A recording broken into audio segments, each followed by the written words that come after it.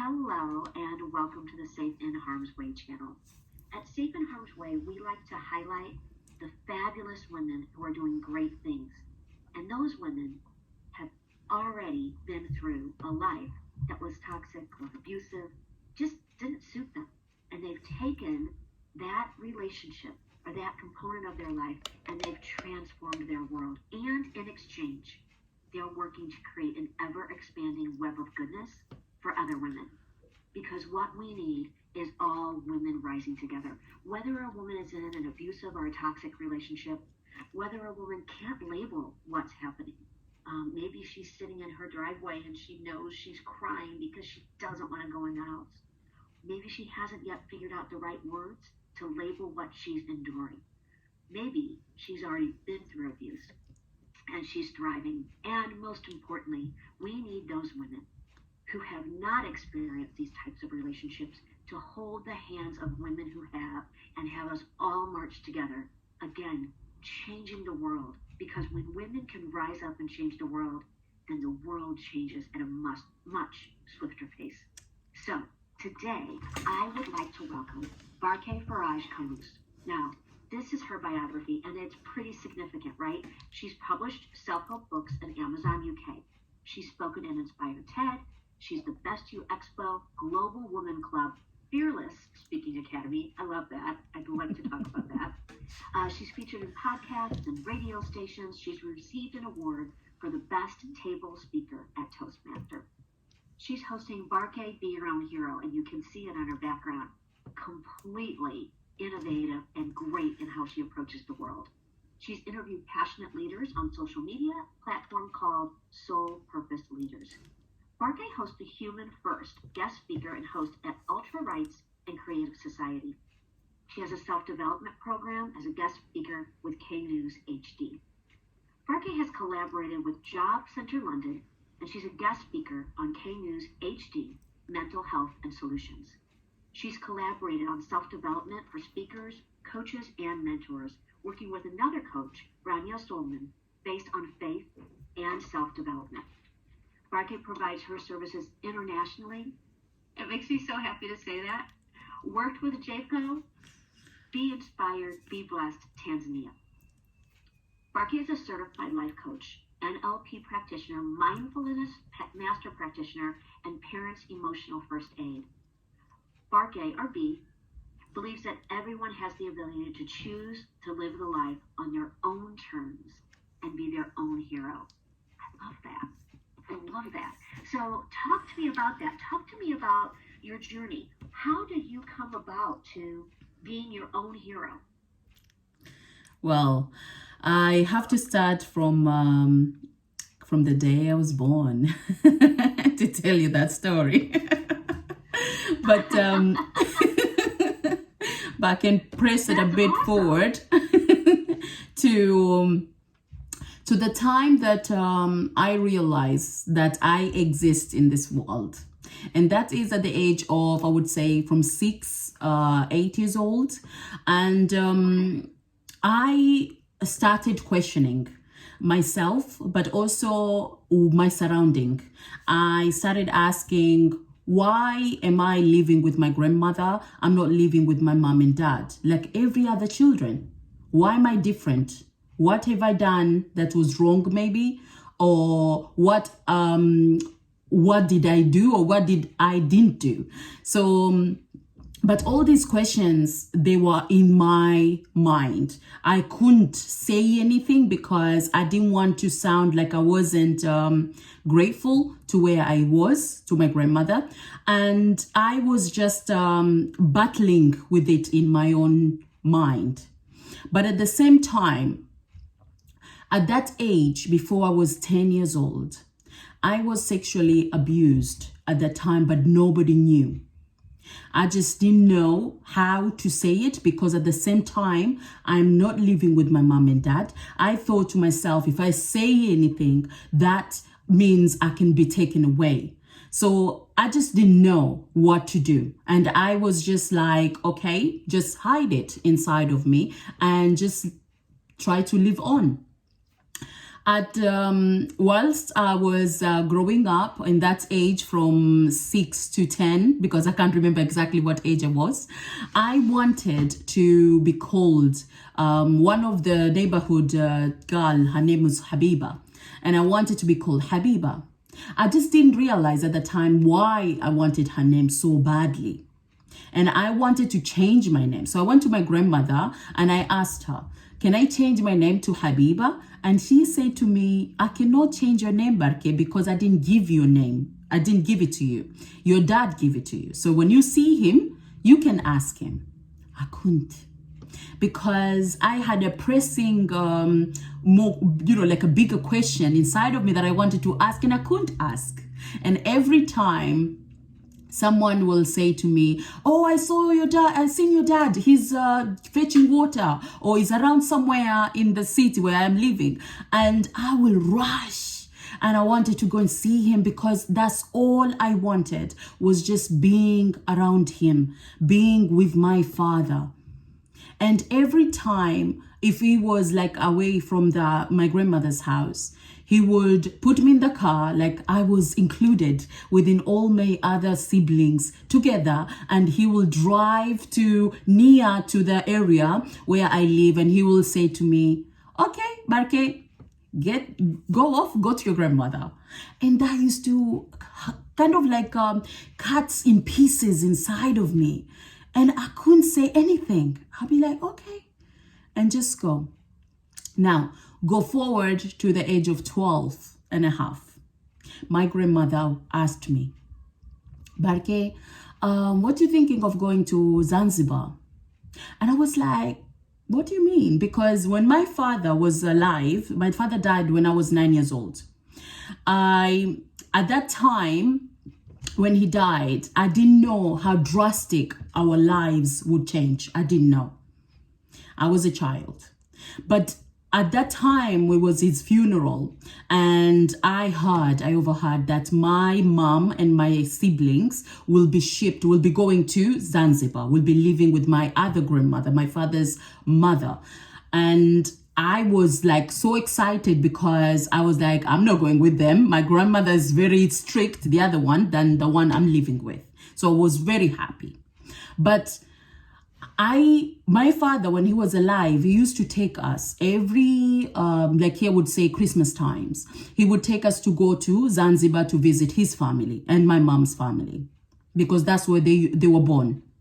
And so for me, when my grandmother asked me that question, and I thought like, I'm just going to visit, you know what I mean? So I didn't really say anything. I was just quiet, because she's the adult.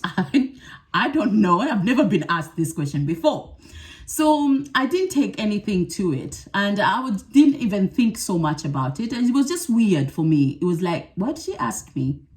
But so I was shipped out to Zanzibar.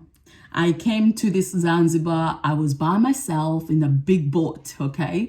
And I came out and I'm just looking everywhere. I'm like, oh my goodness, what I'm going to do, who I'm going to see. At 12? Yes, at 12 years old. Wow. And next thing I had I had my name called. Someone called me. And I was like, who's that? I looked about and I saw this amazing, beautiful woman calling me. And I was like surprised, because I'm like, I've never seen this woman before. And I asked her, and I was like, who are you to me? And she said, you forgot? And I was like, what do you mean? Who are you? And she said, I'm your mother. And I was like, what? No way. I could not believe it, because the last time I saw her was on the funeral. And she was very dark. Her hair was shaved. She was wearing all black. So her face even looked gray. She wasn't her fair face, her color. She was always fair, and she's always have long hair, and she's because she's an Indian kind of, she's half Indian and half East Africa. And so it was totally different. And now I'm looking at her, and she looks more kind of healthy and looking more nourished. And a bit happy, I would say, and I couldn't recognize her. And the moment I saw her and she told me who she was, I couldn't stop staring at her. I wanted to know everything about her. I was just like, I was just amazed the way I was just like that. I was just looking, and inside there was all these emotions and questions and everything going on in my head that I wanted to know everything about her. And then I went to my family home. Now, we used to live in a compound with two houses inside. One is my uncle's and one is our houses. That's my father built it before he died. He didn't finish it. So my uncle finished it for him, and we lived there with my grandmother. But I came back, when I came and I see the way people are living and everything. It was nice at the beginning, the honeymoon season, I would say. It was beautiful. And I was just like, wow, this is amazing, because it's an island, and it just, every corner you go to, there's a beach, and it's just beautiful. But then it started to be like, there's something wrong with me, because my grandmother pulled me on the side and she said to me, Barke, from now on, you're a woman. You're not allowed to wear trousers. You're not allowed to cut your hair anymore, because I always had my hair short. And you're not allowed to do that because women have their hair longer. Women stays in the kitchen. Women don't just, speak whatever they want to speak. Women have to act differently. And I was just like, I didn't like that. But I was like, okay, fine by me. And I became more of an observer of everyone else, the way they act, the way they do things, and the way they think. Even like my sisters, we would sit around in in a bedroom or somewhere, and they will talk about their dreams, their what their goals, or what their aspiration, or what do they want in life. And most of them would be, I can't wait to get married to a rich person, or I can't wait to get married and have so many children, or I can't wait to have, and I'm like, are they for real? And I couldn't believe it. I was like, this is not right. What is this? And so when they asked me, and I'm just like, no, I don't want to get married. I don't want to have children. I don't want to live my life. And that's it. That's it. There's nothing else. I want more. And so they looked at me like I was an alien. And since then, I just kept myself to myself. I don't really talk about my kind of desires or dreams and things like that. And I started to actually say to myself, okay, I feel that where I am at the time, women are not, they cannot have what I dream to have. So what happened is that I said to myself, okay, I will convince them because of my grades. I will show them by my action. So I started studying so hard. I came first in the class every year. And just to show them that I'm capable, that the money they're spending to teach me, that is worthwhile. But guess what? At the age of 15, my uncle used to bring tourists into our house, and he used to share with us, like, especially me, he used to call me, because I used to love languages. I used to speak French, English. They are my favorite. Okay. And if you ask me my own country's language, I used to fail on the class every single time. So yeah, weird, but it is the truth. And so he used to bring these tourists, and I used to speak with them in English. I used to speak with them either in French, and I was good at it. And because what happened is that he wants to build a rapport. He wants to actually know them, and so they have connection with them, and so they trust them. So next time they will call him rather than calling the hotels to get the tour guide and all these things. So cut the middleman, and he just wants to go straight. And it was okay with me. So one day he called me. My auntie, he'd tell my auntie, call Barke, I want to see her. And I thought it was another tourist guy and another tourist. And so I went to his house, and it was very late that time. And I was just like, this is strange. And I went inside, and I was like, okay. I looked at this person. I was like, he looks African. This man looks African, and he looks like he understands the language, the African language. So why am I here? I asked myself. And I sat down very, puzzled and very like, what's going on here? What's happening? Is this a trap or something? What's going on?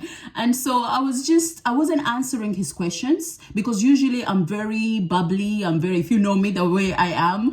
And, but this time I'm like guarded, and I'm just like, no, there's something hidden on this occasion. And I feel like it's not everything what it seems to be. So, he asked me about personal questions. What do you like to watch, or what do you like to do, or what do you like? And I was like, these are not the questions I was supposed to be asked. They're supposed to ask me. So I used to be like, no, I don't like anything. I'm fine. And then he asked me, oh, can I have your photo of you? I was like, what? What is this? I looked at my uncle, and I was like, what's going on? And my uncle just said to him, don't worry, I'll give it to you. And I was like, okay. And I said to my uncle, I was like, I feel like I'm not needed here. Can I just go? And I went, and he said, yeah, it's fine. Go. I left.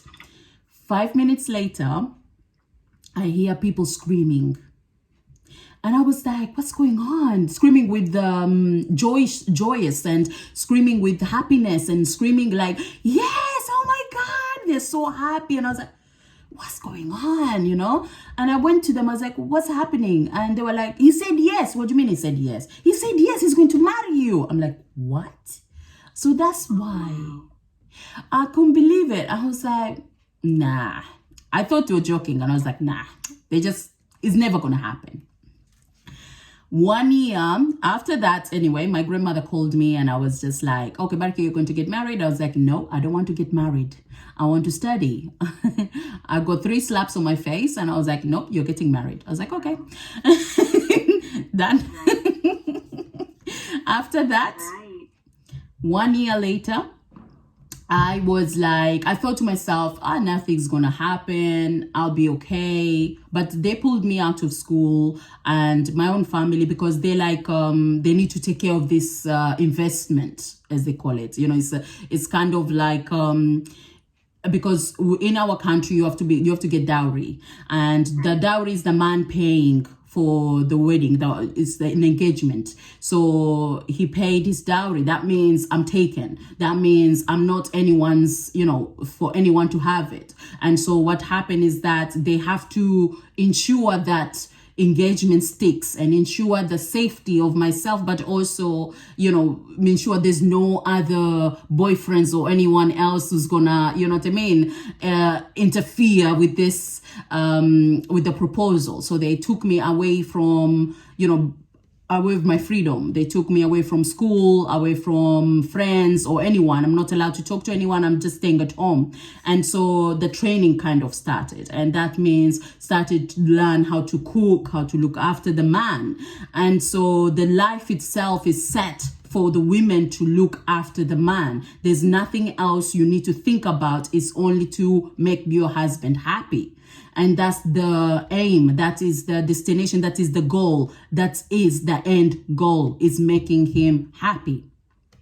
So I went to God, and because I had no friends, I had no one to help me. So I went to God and I was like, God, help me. Because if this marriage, if it does happen, that means it's your will, and I'm going to do it. I'm going to work on it 150%. I'm going to give my best. And I said that to God. But I believe that I'm meant for more, and you know that. So if there is a way, then I believe in your process, and I'm going to go with it. So my dreams and my desires, my goals, all of it kind of like took a back seat, and just like, wait for now. I got married. It was a beautiful, amazing, I don't know, it was like 4 days or something of wedding. After that, straight away I came to London. And after 1 month, I found out I was already pregnant. And after my first baby, 2 months later, I found out I was pregnant again. And so my life just kind of like frozen in one place, that I was like having responsibility, and I make sure that everyone else is happy. Because remember, the goal that I was told, and I was being kind of like been yeah, it's like this is the way, this is the only way to live your life when you're married, is looking after the husband, and that's it. No one else matters than him. And so for me, from the time I got married to 12 years of marriage, my head, my everything, it was all about my family. I didn't think of myself as an individual. I didn't think of myself as a person or someone that can make a difference. I only see as us, or we, or, you know what I mean, as a unit. And because the thing is, the 3 years of marriage, or 3 years or 2 years, something like that, I don't remember exact the year, but I wanted, these dreams, okay, these aspiration, the ambitions that I've got inside of me, I can't switch off. I felt that I did switch off, and I thought that I will do it, but later, not now. And so what happened is that I've always think like, oh, let's buy a house, let's buy a house to make sure that we have investment for our children. So, but the thing is, with my husband at the time, we were like chalk and cheese. I'm ambitious, he's not ambitious. I'm seeing things different way, he sees things totally opposite of myself. So when I share my kind of like dreams, or when I share about something to do with growth, he will shut it down, and he will say, no, that is not gonna happen. So what happened is that from early on, I felt that I had no voice in my own marriage, and whatever I say is not good enough. So I had to shut up and just let the man lead and make sure that, everything will be okay. But the thing is, it was harder. The life was harder. But in myself, I felt that it shouldn't be this harder, because if we do this and if we do that, things will be a bit less, it'll be a bit easier. But this person does not see what I see. So it's hard. So, and then, Exactly. but for me, things became clearer in the early on of our marriage, because when we were looking for the house, and finally he listened to me, so he got a grant from the government, because he's a key worker, he works in a government, and he got the grant, and I was like, wow, first time he listened, I was so happy and I was so excited, and I was like, yes, I'm gonna take this chance and make it happen. I'm gonna show him that this is a good investment. So but the thing is, I don't know anything about the country, I don't know anything about anything. So I just say to him, you know what, I don't care, anywhere we live, just pick a place and we're going to do it. Anyway, he got this the paper to say that he's got the grant. But the thing is, I didn't know and this is the lesson that I would learn for the rest of my life. So it took us a bit longer for us to find this place, and I asked his brother-in-law to come and join us, because he's already owns his own house, and so I thought he'll be the best person. So he helped us, okay, and we found this amazing, beautiful home, a family home. And that day, because when the next day comes, we'll go and offer, and that means we can start to live there. I was so excited, and I said to him, can I see that piece of paper again? And when I looked, I saw that there is an expiry date. I didn't know before. I looked only the amount before, and I was so excited. And so this time I looked and I saw the expiry date, and I was like, oh my God. I couldn't even form the words in my mouth, because I was just like, I was pointing out, and I'm like, did you see this? And I couldn't believe it, because it was like 1 week or 2 weeks gone. And I was like, oh no. And I was like, I couldn't speak. I couldn't let the words come out. And I looked at him, and he looked at me.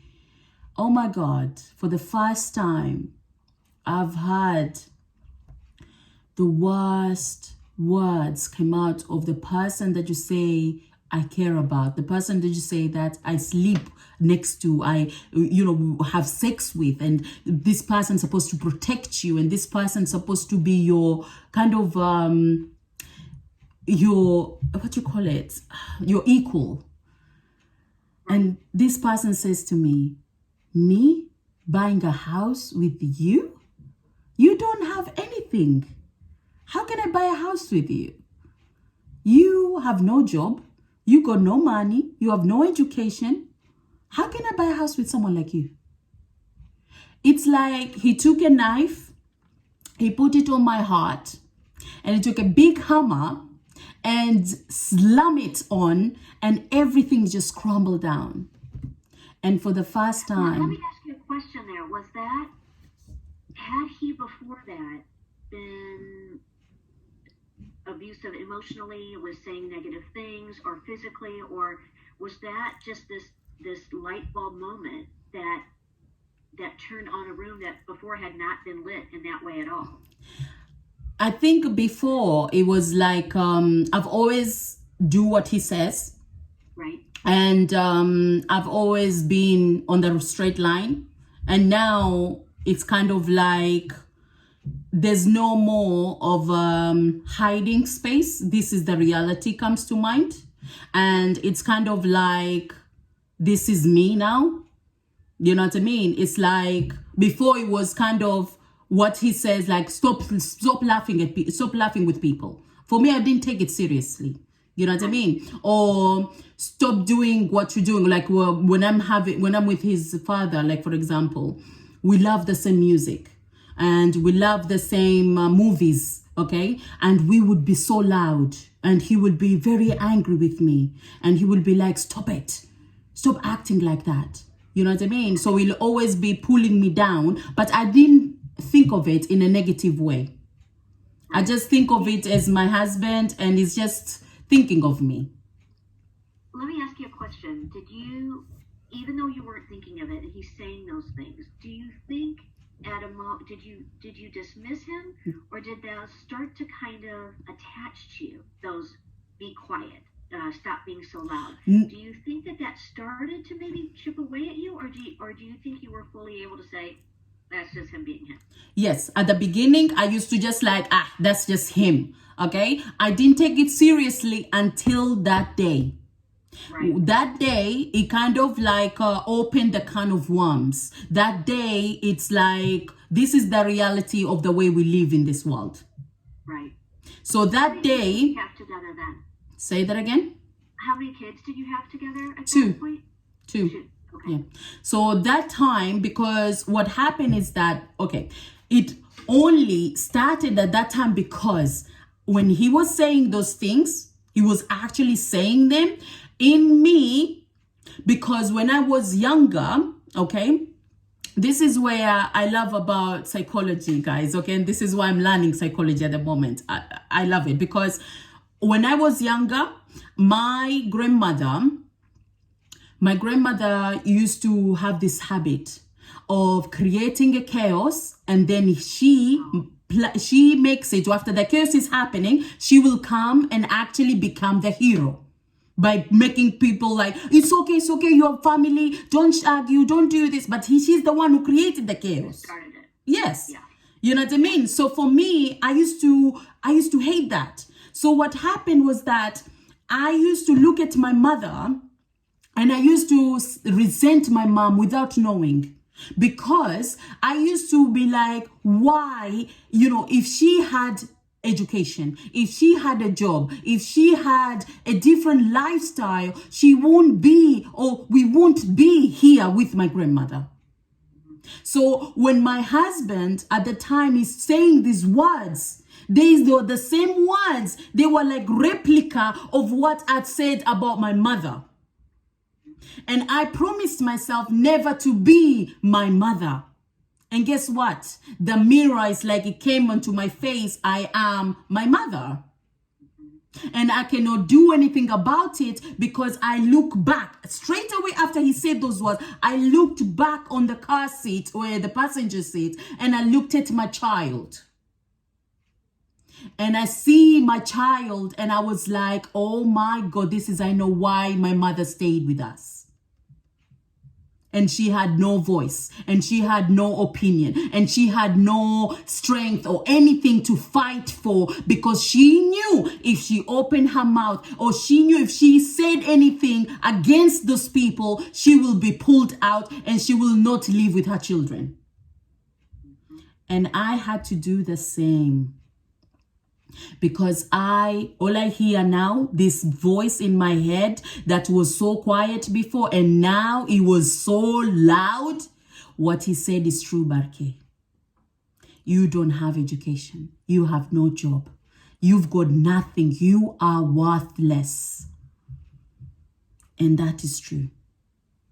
And when I said that is true, every time he said it, every time he puts it, it's just like making it, this is it. I have no one except him. I have to do what he says. I have to be this woman that he wants me to be. But guess what? Every time I act and be this woman he wants me to be, deep down, it's like I'm cutting pieces of myself, literally cutting myself over and over again. Until it was 12 years of marriage. And one day I wanted to go to the toilet, okay? On my way to the toilet, something came up out of nowhere, and I looked at myself in the mirror. And for the first time in my life, I was like, what? Who is this in the mirror? Who is staring me back? I could not believe that was me. I looked at this person, I was like, no, that's not me. That's not me. Because in my head, I've got this 16-year-old girl, okay, who's confident, who's beautiful, who's bubbly in my head, who's happy. What I'm looking outside, I see this older version of me. Looks like me, but it's not me. He looks bigger. He looks sad. She looks so like, oh, this is wrong. She shouldn't be like this. And I couldn't deny it. I couldn't walk away from it. I couldn't. And that was the awakening that I needed. The veil has come off and I'm staring at myself. Barke, you are somebody. You are not happy. Let's say you are not happy. Just say it. Just say it. And to be honest with you, for me, at that time when it happened, from where the car incident happened, I started to work on, because I always have this habit, and sometimes I still have it, okay? When I'm arguing with somebody, 5 minutes later, I can't remember what was the argument. I just forgot. And I talked to that person like nothing happened. I don't have a grudge in my bone. So what happened was that I started writing things down.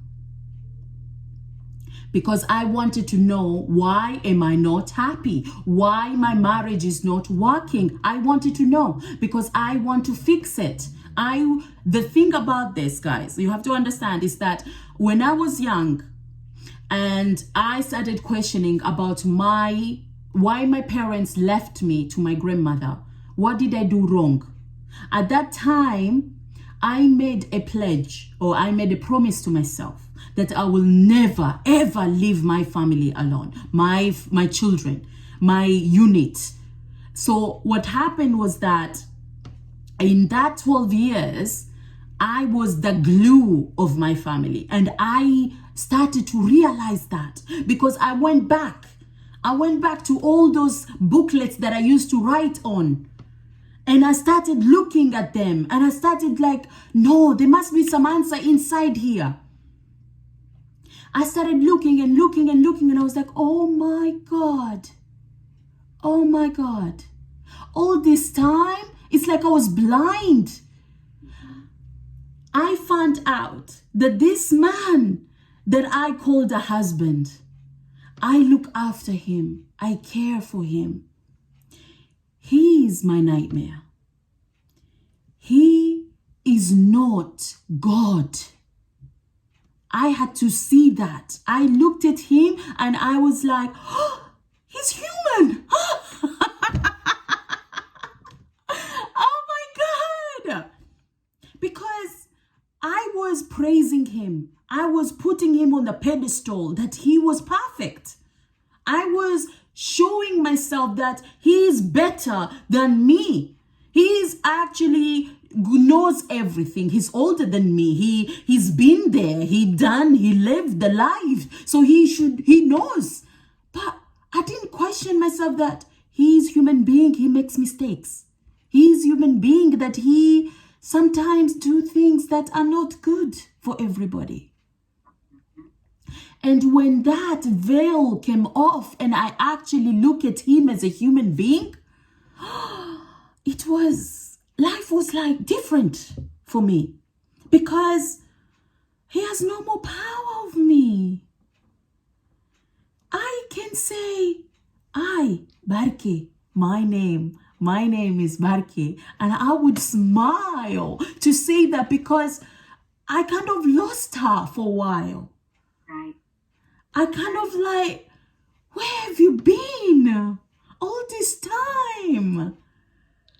I have dreams, I have desires, and I have goals. And I want to be someone. I want to be a person that makes a difference in life. But I never voiced those things. And I asked myself, Barke, what do you want in the world? What is that you want? And I said, I want to be happy.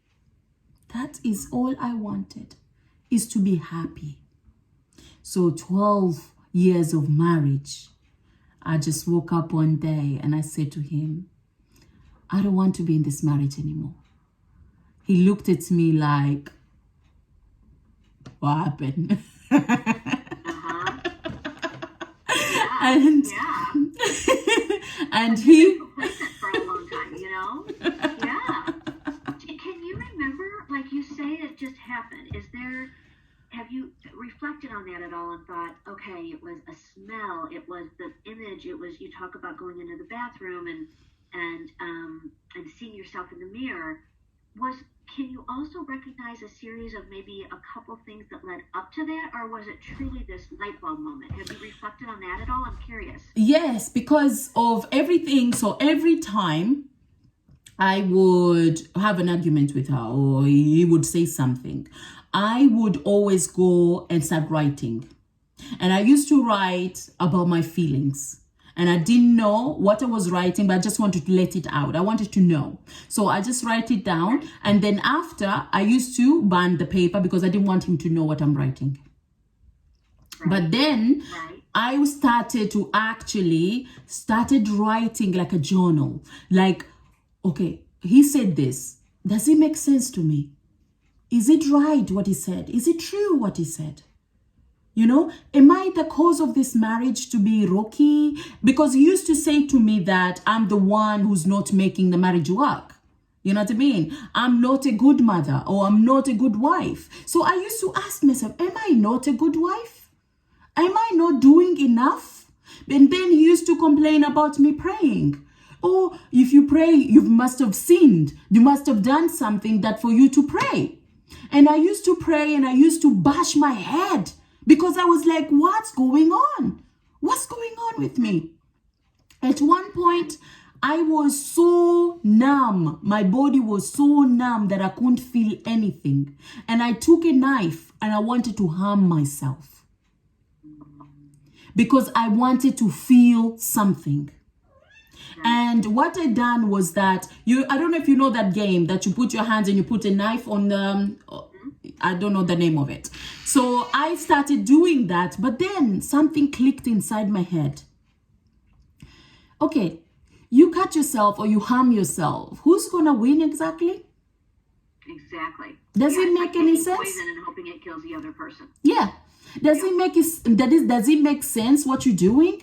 And I was like, no, it doesn't. Because in my religion, my belief is not good if you harm yourself or if you take your own life. You are doomed. You're going to hell. That's the way in my religion. So for me, I was like, that stopped me. And that made me feel, okay, no, I'm not going to cross that line. I'm not going to go there. I'm liking that you're talking about this, because for anyone who is going to be watching this, it's really important. I mean, while there were little epiphanies along the way, you were continuing to do things for yourself without even realizing it. Exactly. And so I think it's really important to call that out, that if you're in a situation that brings sadness or despair and you can't figure it out and you're wondering what is up, writing it out, plant those tiny seeds. So you talked about cutting off like parts of yourself and having to lose it because of his words and the situation. But the reality was, yes, that was happening, but you were also fueling the healing within yourself by writing. Exactly. So one day, out of nowhere, actually, it was all the hundreds of days leading up to that point where you invested in yourself, even if it was to smile at who you were, even if it was to write in your journal, even if it was to keep engaging with your father-in-law over music and movies. Those were seeds that I think it's so important in the conversation about surviving violence and moving on, is that even if you can't leave, or even if you haven't realized yet that you have the ability to leave, any little investment in yourself at anywhere along the journey, whether it's writing or deciding to walk or deciding just to read a beautiful book, you are fueling yourself from your, to your toes, to your ankles, to your head, to your soul. You are fueling yourself. That brings up those pieces that are slowly being dismantled. And that's the beauty of this. If folks can realize that any investment in themselves it can be secret, right? No one needs to know you're writing. You can write it and you can just tuck it under any place, or you can write it and stash it someplace, or you can go for a walk to pick up something and sing in your head along the way. You've got the ability to invest in yourself that your partner or husband or wife doesn't need to know about what's going on. You and I talked about this at the beginning, right? When you come up with what you want to say and you're holding yourself accountable and no one else knows what you've been thinking about. And sometimes you're like, well, wait a minute. No one else knows what I'm thinking about. But you have to call that out, because I think you said it up several times. So many times you thought, well, there's nothing I can do. This is the way life is. And while that was true, and you were funneled into that world, the also very big truth is you still kept investing in yourself. Right? Yeah. So amazing. So you've told him, and I want to talk about, I have a couple more questions. So I want to hear about what was his reaction? Because again, right, he doesn't know what's been going on in your head, and he doesn't know the level of unhappiness. So how did he react, and that's my first question. How did he react, and then what was the next step you took in order to further yourself from that marriage?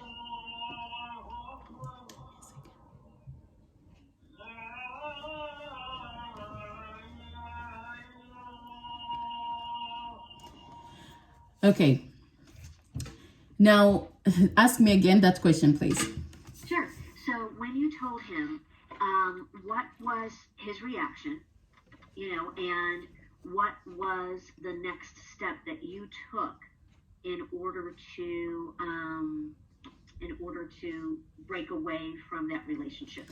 And then how long did it take you to actually completely leave after you first said, I'm not happy?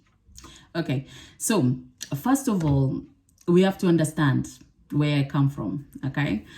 We've got cultures and we've got traditions of the way we live, yeah? And also the religion, don't forget that as well. Right. Now, a woman to say, I don't want you anymore. It's a big deal. And so what happened was that, and this is the first time, remember, I have never complained about my husband to anyone. I have never said any bad thing about my husband through family. So no one knew that my marriage is rocky or there's something going on or whatever. They didn't know anything. All they hear, and now my husband, because he had this in his brain that I took you from your family and I'm going to give you back to your family.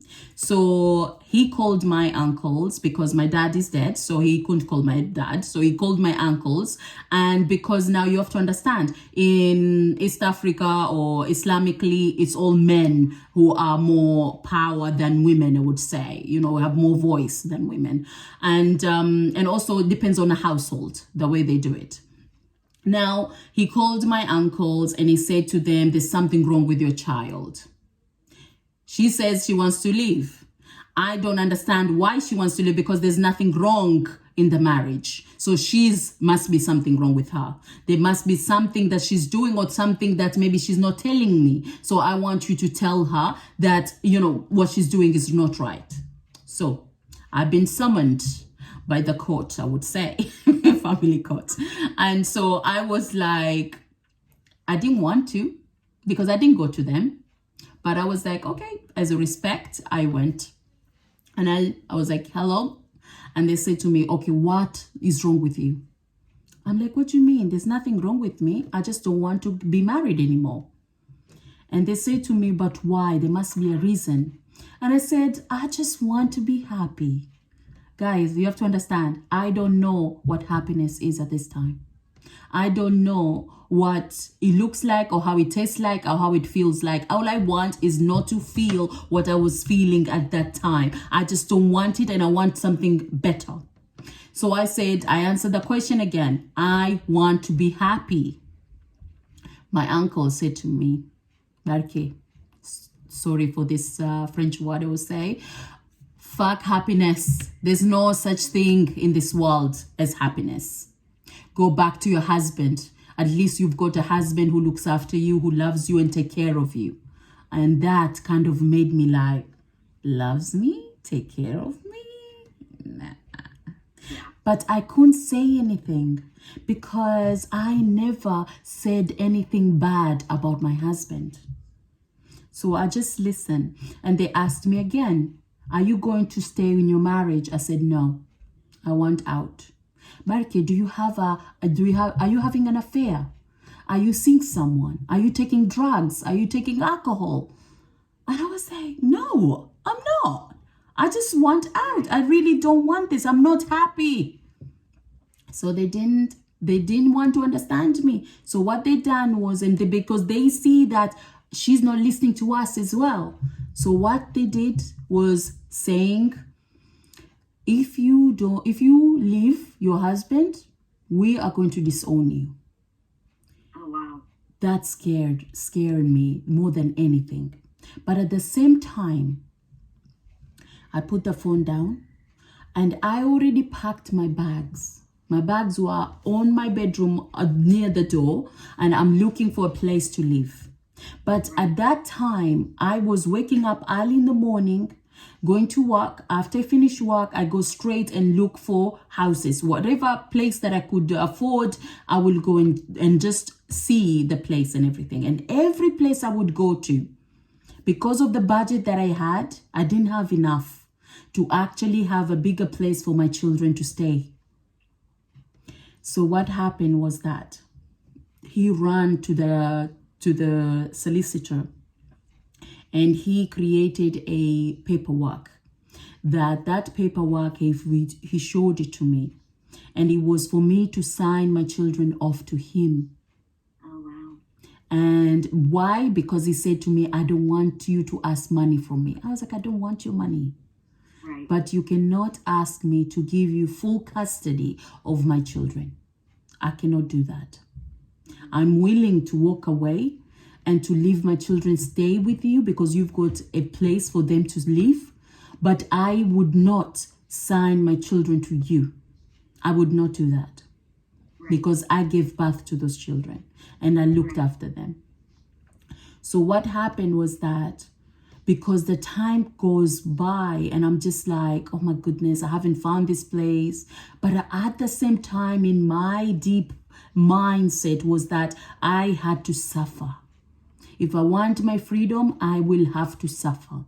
And the suffering is losing my children. I had that belief. My son called me once and he said to me, because I believe that this man, he's older, he's financially able, he has family support. I had no family support. So he will be able to look after the children. He will give more to the children than I can. That's what my feelings and my thoughts told me. So what happened was that my son called me one day. I was home and I come home very late because I come home, I sleep, I wake up early in the morning again. That was my routine. He called me, it was late at night, like about 8. It's not that late, but it was like 8 p.m. And he told me, Mom, we haven't eaten since coming back from school. And I was like, what do you mean you haven't eaten? Is your dad home? Yeah, he's home, but I think he's drinking. And that broke every pieces in me. Because I thought this man will have more understanding, will have more, will appreciate that I'm walking away and leaving him the children. But actually it wasn't about the children. It was about me. I didn't know at that time. So what he was thinking that he could do that is to make me to stay. And it did work because I was so scared. I couldn't leave my children like that. So I stayed. I went back to him and I said, let's make it work. So that, and he said to me, there's conditions for you to follow.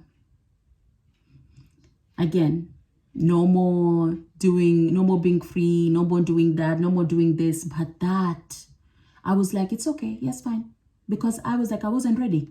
It's okay. Right. It's fine. Right. In me, I believe that I was strong enough to take in his abuse, his mental abuse. I felt that I was strong. I can handle it. Right. But then those 2 years, from that time I went back to him, there was 2 years. He started changing his TikToks. He started changing his ways of abuse. Yeah. In a way that he felt it that is not working for me anymore, the way he used to work. So he used to do it to my daughter. Every time he would see my daughter, you look exactly like your mom. In a bitter way, he would say. And that used to make me angry, but I won't do anything. Right. Once we were watching TV. We love our movies, okay? Movie night is our best night, okay? We love it. And so we were watching TV. We put the dim light. The TV's, making all the noises. And we were just like watching. And next thing, he switched on the light. And he started shouting in the middle of of the living room. And he was just going up and down. And I was just like, what's going on? And he was like, I knew it. And I was like, what do you mean you know what? And I was just like, because my daughter, he bought tablets for my children. And so everyone has their own tablet. My daughter has a habit. When you don't see her with a tablet or with something for a while, that means it's either been something bad happened to it or she lost it. Right. So what happened? He found it. He found the tablet, but it was cracked. Okay. So she was so scared to tell him. So she hid it. Okay. And he found it. So this is why I know. And I was like, you know what? And my daughter jumped on my lap and I was holding her. She was shaking. I never felt it, but I never seen my daughter scared of her own father like this. Right. And that made me like, stop talking. Stop it right now. Look at your daughter. She's very scared. Stop it. Because he was standing like a monster, shouting and with aggressive words. And she was like, she wanted to make herself so small inside of me to hide away. And I was like, no, And so he will, because what he's done later on was that I realized, because he's not getting to me, so he would do this, create this chaos for me to be involved, for me, and then he will go back to me. Right. It's all your fault. You are doing this. You are the wrong mother. You are awful mother. And you're this and you're that. And I was like, it doesn't make sense. It was about my daughter, and then now it's about me. What did I do to you? Right. So what happened was that I started seeing this more and more and more, that it made me feel like, this is not working. This is actually getting worse than I thought before. So it's not really, what are we doing? It's just we're going in a circle, like in a hamster wheel, but we're feeling exactly the same, where I'm still walking on eggshells. Every day I wake up in the morning, I'm wondering, is it going to be a good day or is it going to be a bad day? Is it going to be shouting day or are we going to be okay? You know what I mean? In my own home, me and my children, when it's just me and my children, it's like we're having a party. We'll put music on, we'll jump up and down, we'll have a nice time until we hear the jiggling of the keys and everything shut down. Everything is like a bad, the ugly cloud comes into the house and everyone's quiet. You just said it perfectly. And thank you for sharing this part of the story, because I think women so often think, I can take it. Yeah. I can take this. I can do it. I'm strong enough. I can do it. But what isn't realized is that two things. A, when you don't decide not to speak back because you can't, it's not really a decision. It's a mechanism of survival. Yeah. Your children see the insanity. Mm-hmm. And then you're not speaking up. But like you said, you didn't realize why your mom growing up got to be the way she is. And now, because you thought you could take it, your children aren't realizing that, are not realizing, why is it, this is crazy. Mm-hmm. Why is mom not speaking up? So that's a huge thing, and abusers do that. They use their children. And I know we're coming up on a close to ending our time together. So I want to make sure that I get to have you talk a few minutes about be your own hero.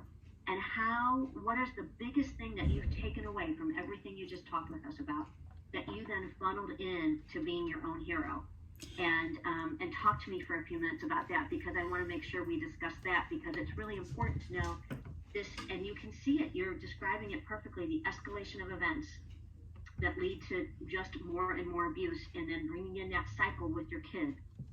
Of everything you've told us, what's the one, spend a couple minutes talking to me about what's the one thing that fuels be your own hero now from what you experienced during that time of your life?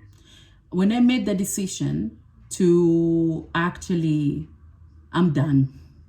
And I sat him down and I was like, it was something inside of me that was so calm, that was so pure, that was so beautiful. I was like, that's it. I'm not scared anymore. There's no more fear. There's no more chatting in my head. It was just peace. Because I knew if I can overcome this situation I'm in, I can do anything in the world. So what happened was that he looked at me, he didn't believe me. And I was like, you can call even the Queen Mary if you want, okay? You can call whoever. I'm not going to listen to anyone. I'm done. And this time, we're not going back together. I filed for divorce. It took a year. I still live with this person for 2 more years after the divorce. And every night he would come to I was sleeping on the floor in my children's bedroom.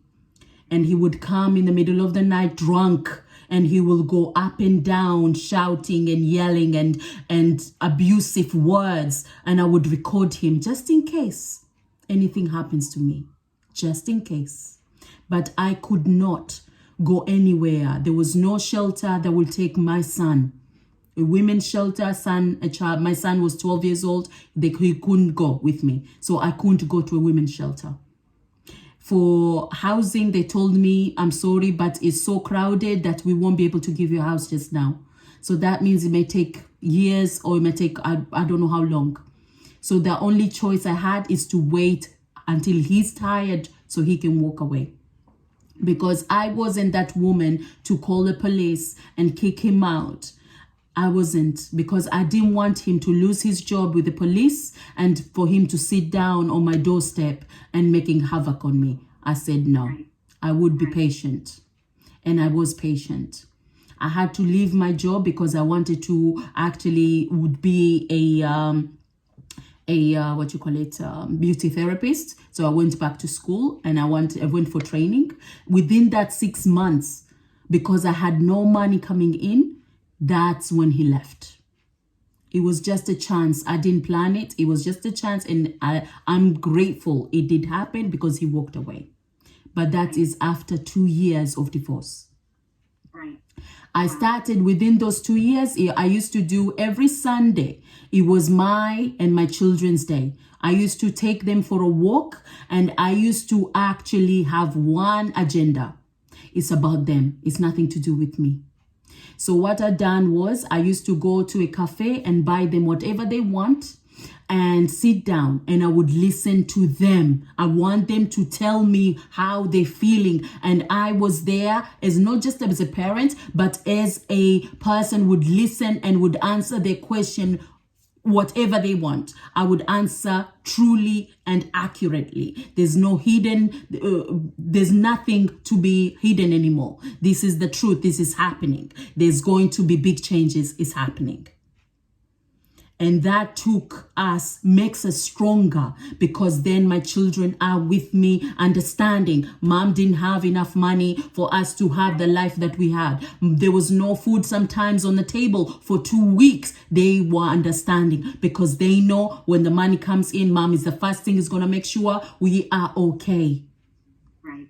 And that for myself as well, learning, looking at myself on the mirror, appreciating I am a person. I deserve some happiness. I am happy.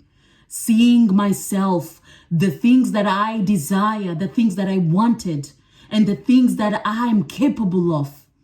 I never thought I would see me going to university. I am in university now. Excellent. Excellent. Working myself so hard to say and challenge. This is the word, challenge. I'm challenging myself every single day, guys, because I believe if I don't challenge myself, somebody else will come and challenge me. Writing my book. Writing my book, I never thought I could do it. I had this desire of writing my own book.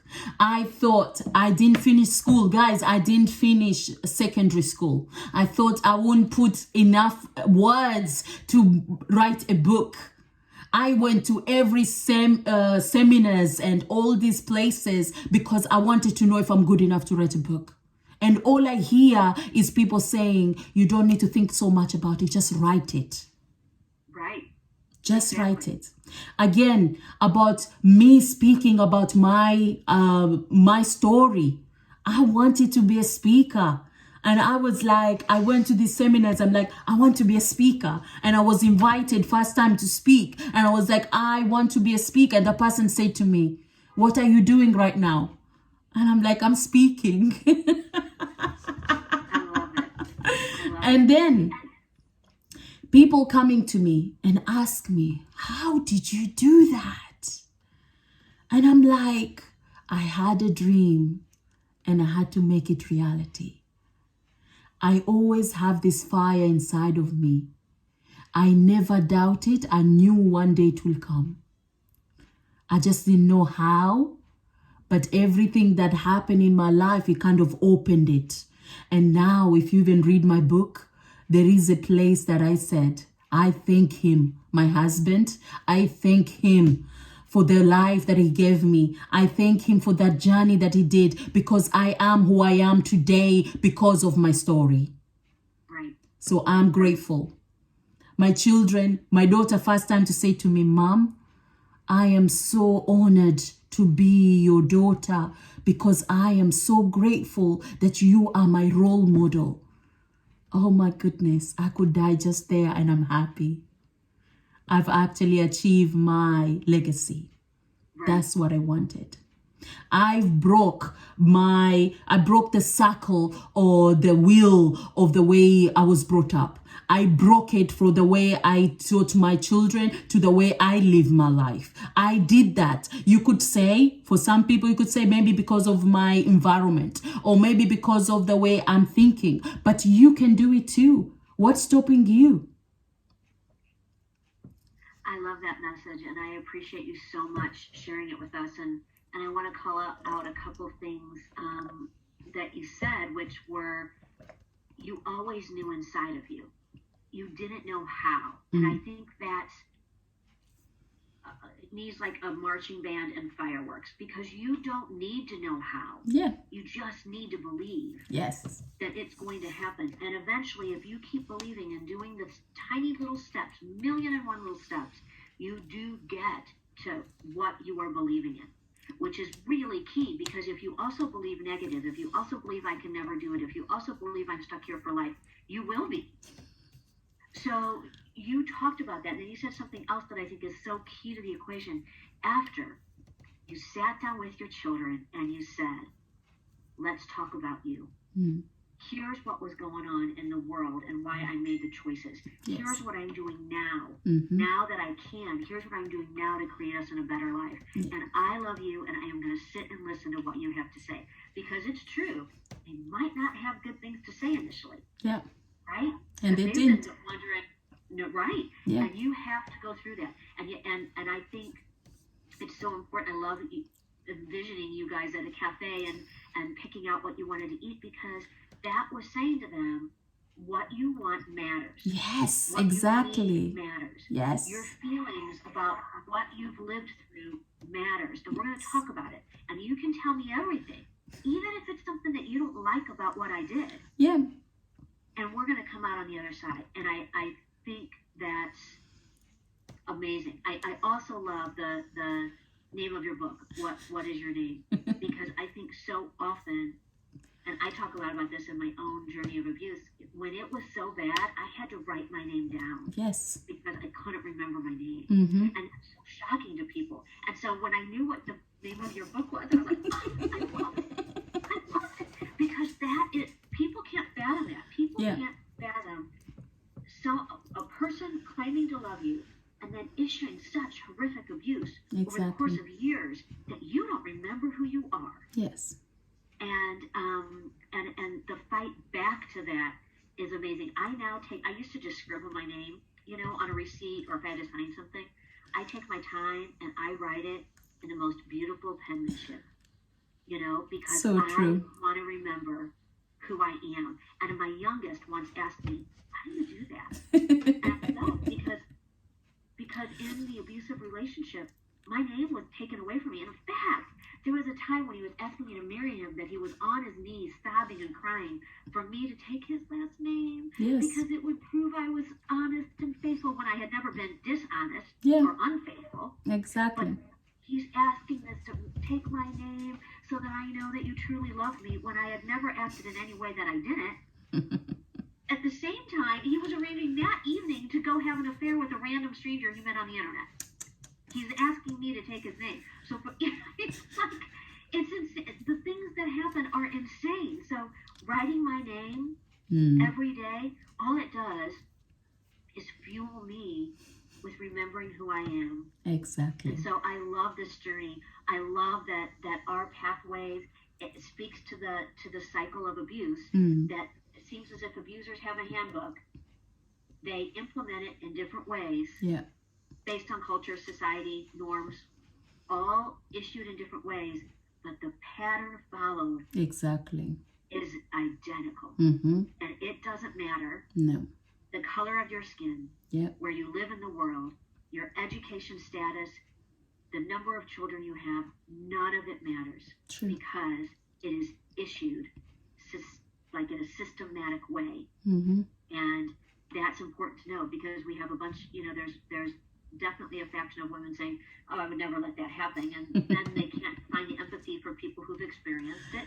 And you have women living it who are going, "Well, no, no, no, no, that's not me. I'm just going to make it better." And then you have all the other women who are on the other side going, "Yes, yes, that's exactly how that happens."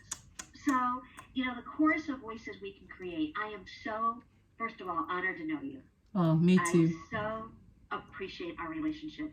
I value the difference you're making in the world for people in all the ways you're doing it, because your story and your example is a true light in the world for someone who could be sitting any place on a random day of the week and thinking, I'm not happy. Yeah. They can't label anything else, but I'm not happy. True. That's the little tiny voice in the back of your head going, there's other questions underneath that Yeah. statement, and thank you for sharing this journey with us. Thank you for being my friend.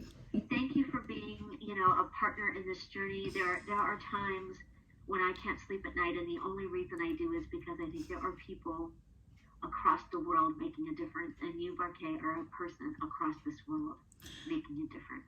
Thank you. Thank I you. honor our path. I honor your path, and I thank you so much for today and bringing your story to us, so that will make just one more person. All we need to do is reach one person Exactly. that can change their world and create a better life for themselves and those they love.